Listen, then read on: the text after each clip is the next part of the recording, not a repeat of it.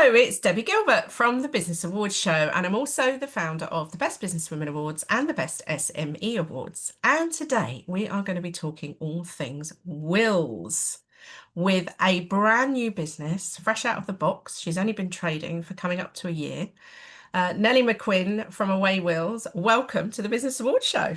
Hello, Debbie. Thank you so much for having me. It's a pleasure to be here. So, we met you a couple of weeks ago at our Gala Awards night, collecting a silver Yep. award for Best New Business. How exciting! Yes. Yes, it was amazing. I've got it on my shelf just behind me. It was Oh, such a wonderful night. So yeah. thank you. Thank you, Nellie. So, Nellie, you've been in Wills for coming up to a year. Talk me through what made you go into will writing. Well, I had probably the biggest career pivot ever known to man. And I am very new to this sector. So I was a third generation entertainment professional. So I was a television producer, head of production at a major global media company.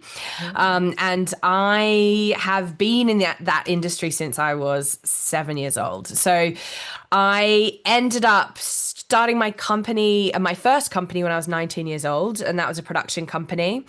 So entrepreneurship and starting things has always sort of been in my blood. I took that company up and sold it probably about 6 or 7 years ago, and then became one of the founding members of management of a much bigger startup. And then it took that up even further to sort of astronomical heights. And that was the company I was head of production. So was working with the likes of Netflix, Disney, some really fabulous black brands. I thought I was in my niche. I thought that was me done. And I'd sort of found my place, but then I was made unexpectedly redundant. I simultaneously found out that I was pregnant with my second. And I sort of thought, you know what, I need a beat. I need to just take a break and sort of reassess my life a bit. So I did that. And as I was nearing giving birth, I had a chance encounter with a will writer who started to tell me about how important it was to have a will, especially if you're a parent with a young child. And I know we're going to get into this a bit more, Debbie, but it just sparked something in me. And I felt that there are so many people my age, millennials, young families, that just don't have this idea of how important having a will is. And I just felt, apart from the fact there was this massive gap in the market, I felt this sort of calling. So I started to look into it. I fell in love with it. I retrained as a will writer when I was 6 months postpartum, set up my company, Away Wills, and here we are. So yeah, it's been a whirlwind ride and a massive career pivot, but I absolutely love it and very happy here. So, where did the name come from? I'm always intrigued about this. So, Away Wills, where did that come from?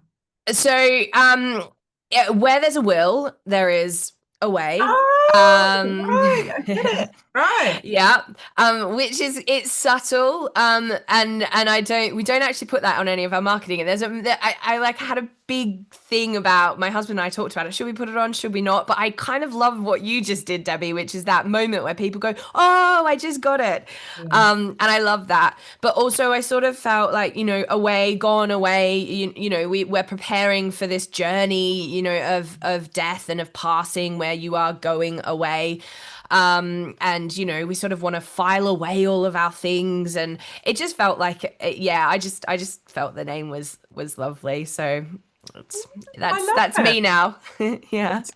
Okay, well, let's get into the whole situation with wills here in the UK. Yeah. So, you know, I've got a will. I'm one of those people Good. got very organized, very young because of tragedy in our family and situations Sorry. that had occurred. But it was interesting you touched on it earlier, Nelly, because when you kind of speak to people, certainly in their 30s and 40s, they look at you a bit odd when you say, well, you haven't got a will. You don't need a will. But I've had that people said that to me, what do you need a will for? If you're married, you don't need a will. So let's talk about that, Nelly. Why do people need a will? Okay, so you're going to have to stop me from talking, Debbie, because I feel so passionately about this now. So, it's estimated that 72%, this is the highest number I've found, of adults in the UK don't have a will, which is absolutely phenomenal, that nearly three-quarters of us don't. I'm hit with everything you've just said. You don't need one. I'm too young. Oh, I'll get round to it. And I think there is this massive misconception that you have to be wealthy and you have to have a lot of things or an estate and stuff. Or I don't own a house. You need to have all those things to have a will. And that just couldn't be further from the truth. So I started the company because I felt passionately that people my age needed to have a will. And the big thing for me was guardianship. So if you have children under the age of 18 and you pass without naming a guardian in your will, the children automatically become the responsibility of the courts. There is no way around that. It doesn't matter how many aunties, uncles, grandparents, godparents you've got, they will become the responsibility of the court. And the court then has to do due diligence to work out who to assign the guardianship to. It's a good thing. You know, we don't want them just handing out guardianship willy-nilly. But what that can mean is that often your minor children will end up in the social system going into temporary care whilst they sort that out. And we know that government procedures in this country, in any country, are not speedy and fast. It's a paper pushing exercise. And for me, and I was probably very, very postpartumly hormonal when I was dealing with this concept, but the thought of my two children losing their parents and then being potentially separated, put into a stranger's care instead of not being together in their home, keeping at least some sort of routine with grandparents, wrapping them in love. That thought, I mean, still, it just sends shivers up my spine. It just breaks my heart. And so many parents I speak to will give me this answer that you say, well, I don't need a will yet. I'll do it when I'm older. And I say, I don't have anything. And I go, what is the most important thing in your life? Without a doubt, every parent will say, my children. And you go, so why aren't you protecting that? Why aren't you protecting them? Because a will fix that. It will. You just will name a guardian. Even if you name an overseas guardian, you can name a temporary one in the meantime. There's so many things like that you can do that it's a will. It's sorted in your life. It's peace of mind, And I also say the bus doesn't give you advance notice when it's going to hit you. And that's the No. reality, right? You don't get the lead in time. So I feel very passionately that we should all have one. So let's talk about the other common misconception is that Mm. if you live with somebody and you're not married, that they're your Mm. common law partner. And that doesn't actually exist in the UK, does it? No, correct. It doesn't. So common law means absolutely nothing in this country. If you live with someone, long-term lover, relationship, whatever it is, if you are not married, and more people these days aren't, more and more people are rejecting that institute, which is absolutely fine. But they might as well be the bin man. Like it genuinely, like they are that unrelated to you. It doesn't, it's in essence, they are a stranger. So if you pass, they will get absolutely nothing, nada, zip, and that for a lot of people is a shock. As you said, Debbie, most people think common law, well, I've lived with them for 40 years. We have 3 children. Does not matter an iota, which is shocking. And the other sort of common scenario, and this is the one I fell into, is that I'd been married twice, got married for a third time. I had 2 children, one from each marriage, and then got married for a third time. And also owned a property which I rented out. And so therefore had a bit of a complex sort of financial situation, shall we say. And without a will in place, that would have been a complete nightmare had something happened to me, wouldn't it? It would have. Yeah, absolutely. So you are, I wouldn't say complex because I actually think your situation nowadays is very commonplace. And there are easy ways to deal with that in a will, as you would have known, you've been through it. The complication is if you don't sort it with a will and then all hell breaks loose. And the reason for that is that we are governed by the 1837 Wills Act. It literally has not been changed since 1837. So you can imagine the sort of the underlying foundations and the society principles that are inherent in it, because it was drafted so long ago when marriage was sort of that sanctity of the holy sanctity of marriage. And what that means for blended families such as yourself is that if you pass without a will, everything up to a certain threshold goes to your new husband, spouse, partner, civil partner.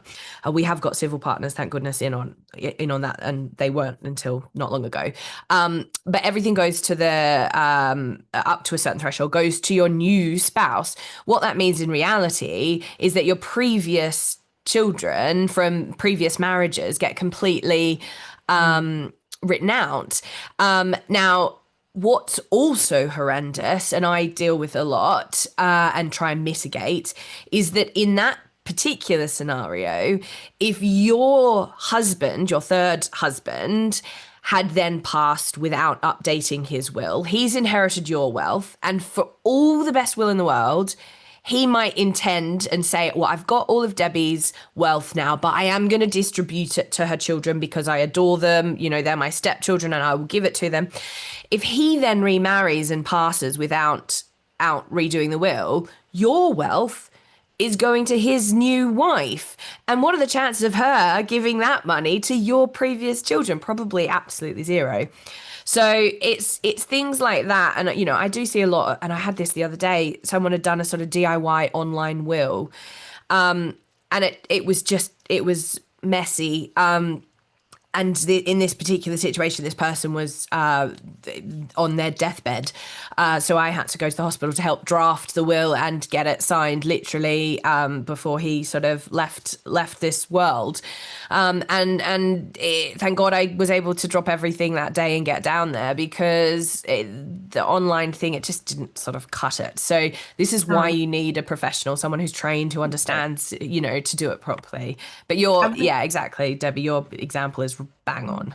We did ours a few years ago again, and I've put effectively 50% of my estate into trust for my two Yep. children. So Yep. when the time comes, if I go first, you know, John still has half of my estate to himself. Yep. And then the other half is set in trust for the children. And if well, they're not children, they're adults now, but Yeah. for my children. And if he remarries, he can do whatever he wants, but that 50% remains ring fenced for them one day. Once John passes away, they will get their 50%. Yeah, and that is so typical of what I do. And you use the word which I use about 27 times a minute when I'm talking to someone. But ring fence, you're ring fencing the assets. You're ring fencing your half over here to pass down to your children. You're ring fencing it. So yeah, that's exactly right. And honestly, it doesn't take a huge amount of work to do, but you just need, like I said, a professional to help draft it. And then the solutions are there. So yeah. And I think sometimes as well, you know, having been married 3 times, I've got a number of rings and bits of jewelry. And, you know, I've been able to name my nieces in my will, and what Yeah. pieces of jewelry will go to them and what pieces of jewelry will go to my sons. And I think sometimes, you know, it is a time for reflection, and it is a time for us to think about, you know, what legacy do we want to leave behind? And we certainly do not want to leave a load of rowing relatives who are all like Yeah. not sure what on earth's going on.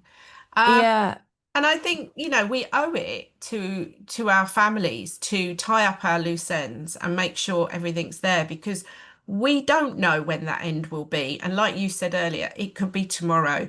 You know, you could get in a car accident, run over by a bus, or struck down with some horrible illness very, very fast. Yep. Hopefully we'll all live a long life, but actually, you know, it does happen. And I've seen it certainly over the years with people who, I'll give you one little story. A friend of mine's sister suddenly died. She'd only given birth 3 months before, Oh. had got a newborn baby, and she had an aneurysm. And unfortunately, she was still legally married to her ex-husband, Mm, had set up a brand new life with somebody else, and was living with this guy and had no will. So you know what I'm going to say. I do, and it's Everything went horrendous. to the ex-husband, who wasn't an Yep. ex because they weren't officially divorced. Her two children Yep. were separated. Yeah. One went to one person and one went to somebody else. But at a time which was horrific, this girl was only in her early 30s when it all happened. Um, you'd got all of this realization that this mess was there, and that trying to pick your way through a mess when you've just literally lost a loved one is horrendous. Oh, Absolutely it's horrendous. yeah, it's awful. And I say to my clients, I subtly, obviously, and with compassion, but it's not you that's the one that's dealing with it. You're gone. It's your family, it's your loved ones. You want to make that as easy as possible for them. And it's interesting you talk about legacies, Debbie, because and we didn't really touch on this, but I'm building an app at the moment and finance raising for that because I feel really passionately about preserving emotional legacies too. So it's not just for me. And I found this when I started writing wills. I would go into these people's houses and they have these amazing stories. Everyone has a story, and everything that is left in a will is done so because that item has been on a journey and it has this history and it's steeped with this emotion, and yet we don't see it. And I'd go home and write the will, and I'd sort of, my grandmother's ring, and it just did no justice for, this legacy that this person has sat with a cup of tea and told me. So yeah, my vision and the sort of the next stage for Away Wills, and hopefully this will all be in my application for next year's awards, Debbie, is that I want to build an app to help people preserve their emotional legacies as well. So it's not just about writing the will, it's about that whole big picture, because I think the will is, although necessary, it's quite a legal cold document, and people are just so much more than that. So yeah, that's I my love that's that. my vision. I see that would be amazing, because if you look at a site like Ancestry, which I'm on, and I've managed Mm, to trace my relatives back to the 1500s, which is amazing. wow. I know. But what I don't have is their stories. Yeah, And yeah, it'd be exactly. wonderful if we can now document, because I've always said if anybody researches me in 100 years, they'll be like, oh my God, this woman, got married 3 times. Like, why did she get married 3 times? Yeah, And there was reasons behind that. yeah, of And course. you kind of look, you kind of want to make that story come to life. So I would be one of the first to sign up to your app. I think it's amazing. Amazing. I'll be looking for beta testers, Debbie. I will absolutely reach out when it's ready. But yeah, I think that people are so much more than we just rich tapestry of life. And, we meet people and we sort of have a story, even if it's, just on the bus, I did this and oh gosh, you'll never believe my journey. We are storytellers by nature. And I think that's where my media background and Yeah. it's kind of, trying to bring that into the will world, which some people think I'm crazy for. But yeah, we are inherent storytellers, I think. And I really want to help Yeah. people capture that No, for the I next gen. think that's good, because you know, in a few hundred years, to be able to actually read somebody's story and understand why they did what they did, and why they moved where they did. And Yeah. I've traced some ancestors who are actually living in Jersey, don't know why. And eventually you watch the pathway, and the sort of family ended up in the northeast. I mean, God, how did that happen? Yeah. Find this stuff out and you think, what, well, why did they leave? Weirdly, I'm in Somerset now. And these people were living in Somerset, my ancestors, and then they went over to Jersey and then back to the UK, and then were in Essex, and then eventually ended up in the Northeast. And then, oh my God, it's just like, why? I want to So know why. yeah, totally. So just quickly, I've got a brilliant story. My mum and I went on this pilgrimage. Exactly. My mum's obsessed with ancestry.com and all of that, and she loves it.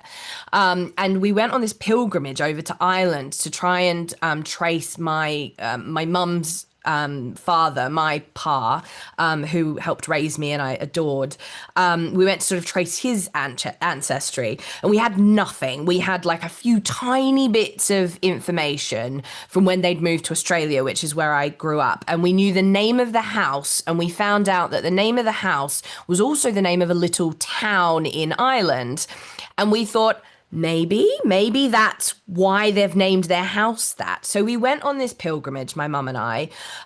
We went to Dublin and we went to the archives. You had to put down a credit card to even like look at the films of the copies of the records. And we dug into it. And then we ended up following our noses in this tiny village that had a post office and a church and like a few houses dotted around. We sort of rocked up with absolutely no idea what we were doing, sort of thinking, what were we going to ask? Hi, do you know David Carl? And Carl Cahill in Ireland is about as common as Jones.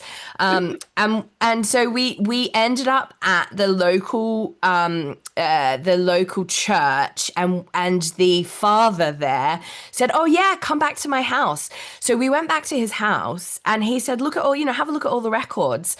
And all of the records that we had been sort of on the microfilm in Ireland, in Dublin, in the museum and the archives, were in these folders on the ground in his front room amongst the Chinese takeaway menus, just sort of shoved there. My mum and I were like, "Oh my God, oh my goodness." And he just went, "Have a look, ladies, like, take your time." He went off and did a baptism and came back, and we found all of these records of my grandfather's family.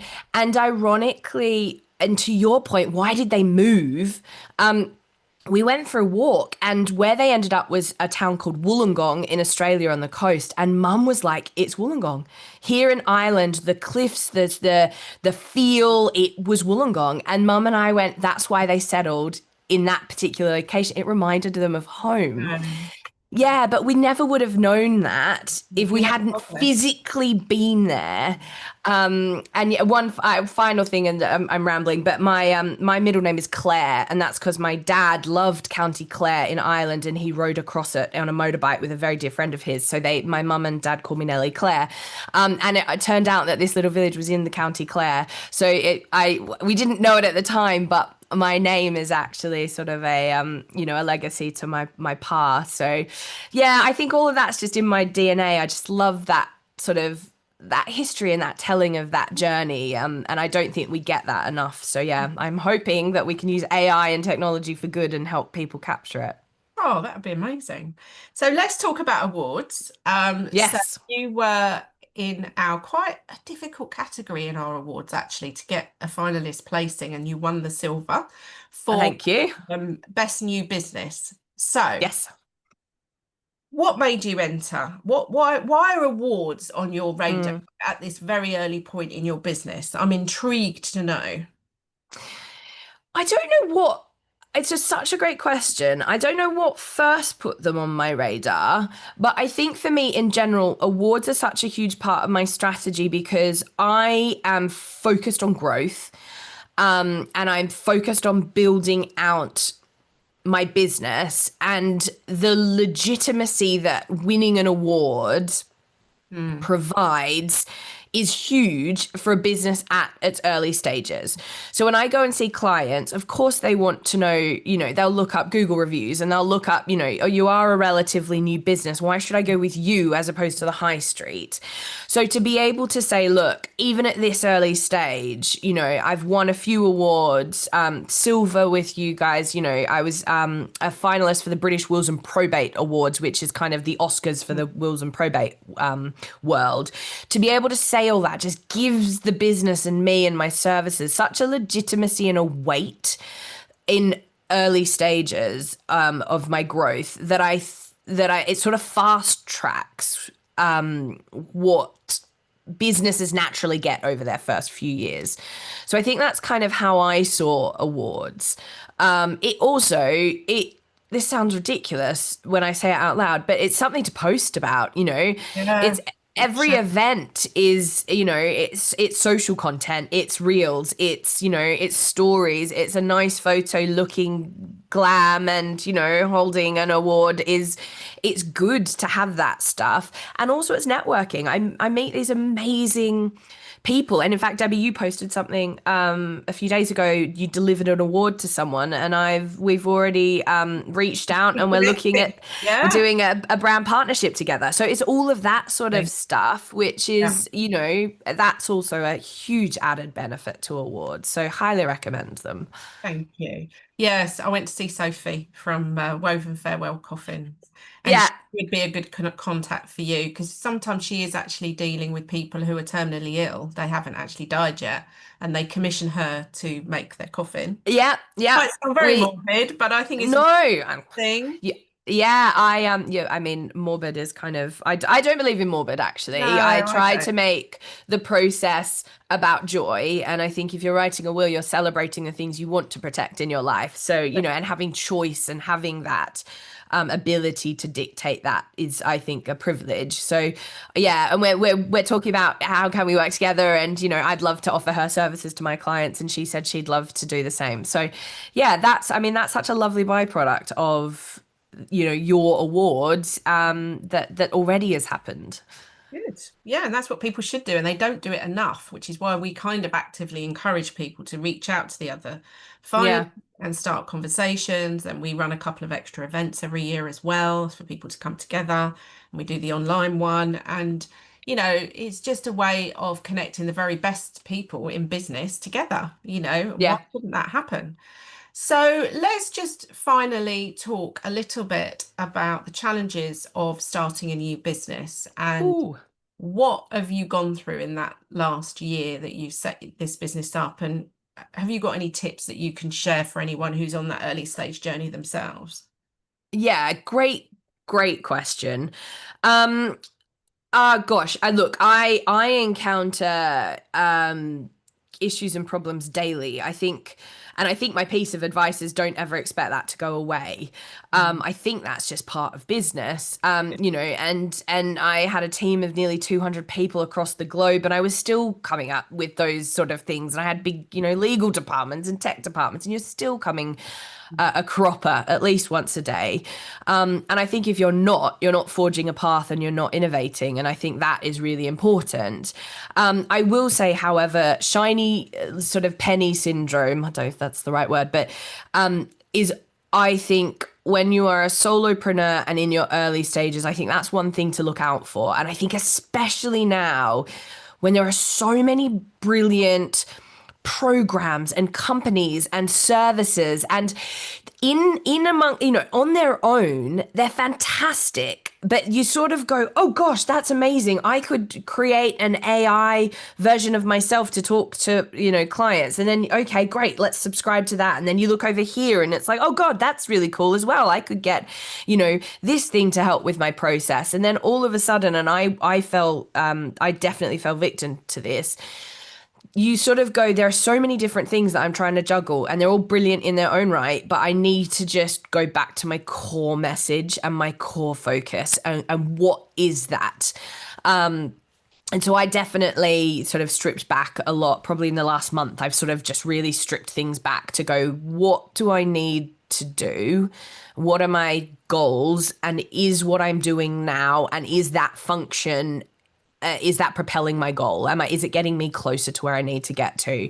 I have my to-do list, and I also like to make sure that my to-do list has the items that are money making. So I can say, is this thing that I am doing today, is that going to generate me some money? Mm. In some way, shape, or form at some point. And I try and at least do 2 tasks a day that will generate me income, because I think a lot of people think that it's a dirty word, but it's not. You have to have money has to come in, it's how you pay yourself. And you can have the most wonderful, noble business, but if you don't have money coming in, even charities, you need to have that cash flow.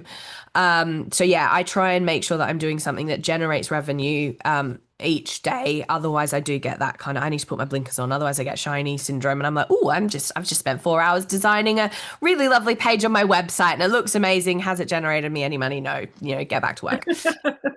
So yeah. That is good advice. That is such good advice because I think it is easily, to get distracted with things Mm. that aren't that important and certainly aren't going to, be putting money into your bank account. Well, Yeah. it's been lovely chatting to you today. I've loved Thank you, Debbie. You're an absolute fireball of enthusiasm, which I love. And I think you're definitely bringing the sparkle into the wills industry without a doubt. Um, so, if you have been listening to today's episode, we will make sure that Nellie's details are in the show notes and you can contact her for any advice about writing a will and getting those important things tied up before you leave this planet. So, really important to have a chat with her about it. Nellie, I know that we're going to be seeing you on award stages for the next few years. I have no doubt in my mind. Oh, thank you, Debbie. Thank So you. I appreciate that. And thank you for having me. It's been lovely to ramble and good tell my luck. story. Well, good luck, and we wish you continued success. So thank you. Thanks, Debbie.